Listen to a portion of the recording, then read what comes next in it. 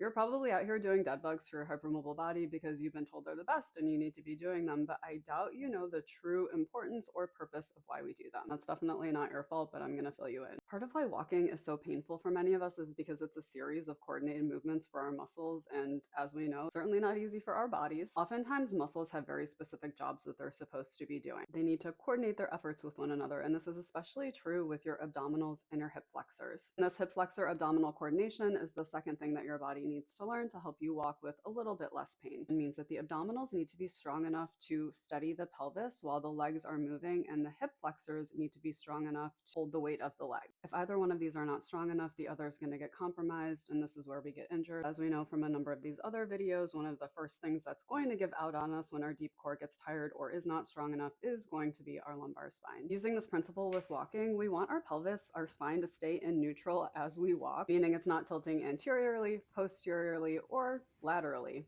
ideally. And remember, for us, more often than not, less pelvic movement is less pain. When the abdominals and the hip flexors are coordinated and the abdominals can hold the pelvis steady, it allows the hip flexors to be isolated so that they can also maximize the efficiency of whatever they're doing. Anytime you're bringing your knee towards your chest, we're allowing those muscles to be recruited in the proper way, and so they're going to naturally get stronger even in everyday movements without negatively compromising things like our lumbar spine. If we want to teach the body to be able to hold the pelvis steady while we move our legs, we're certainly not going to start by doing that walking. We're going to start on the floor. One of the best beginner exercises to help the body learn this movement pattern are dead bugs or single leg lifts, just depending on what you call them, which is why the entire purpose of this move is to use our deep core to hold our pelvis in place as we move our leg, meaning that if we're doing this exercise and our pelvis is moving anteriorly, posteriorly, we're not doing the exercise for the true intended purpose. And then as we progress the exercise into full dead bugs, it's going to become more apparent, and eventually, again, probably we're going to hurt our back. In the next video, I'm going to show and explain to you how to do this step by step. We'll go through form, alignment, breathing, how the muscles are working as you move, and some modifications that you can make in the moment based on what your body might be doing or feeling. And I'll make sure to have some anatomical images on the screen just so that you can also have an idea of the muscles that are working. See you for the next one, Bendy Friendy.